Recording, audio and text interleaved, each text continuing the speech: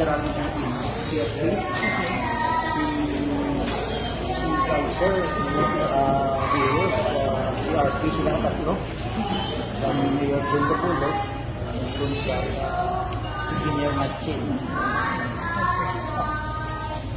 Attorney, anong nagtulog sa imo liwat na magpadalagan bilang City Councilor? Well, kung like it, last minute, may pending akong application for permanent residence pag migrate na ito.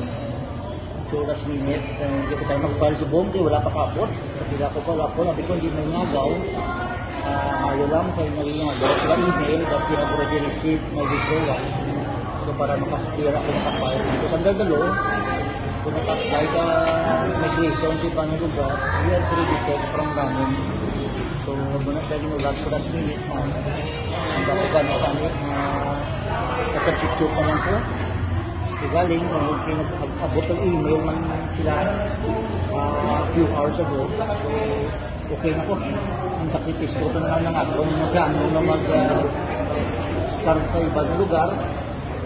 Hindi mga kabataan ko, puro ng tagal na university sila. Kaya, ito ang muning polling siguro natin. Ay, hindi ko din pabayaan si John Bapulo. Ito yung magisigar sa magagawin ngayon. Maayo ang iya na plataforma.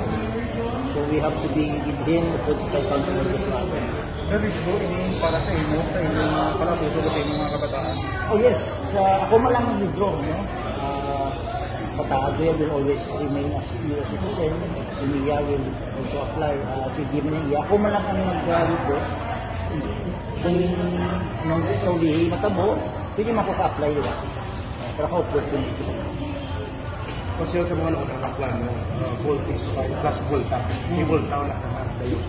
Wala naka-decide si Presidential Consultant Dina Villana, but we are still hopeful na mag-change mind siya. Kasi although may Vice Mayor kami subong, si Kaiser Dulos, but convincing si Madam Jane Saulihi before November 15, na magdalakan Vice Mayor, willing man mag-sacrifice si Kaiser for that.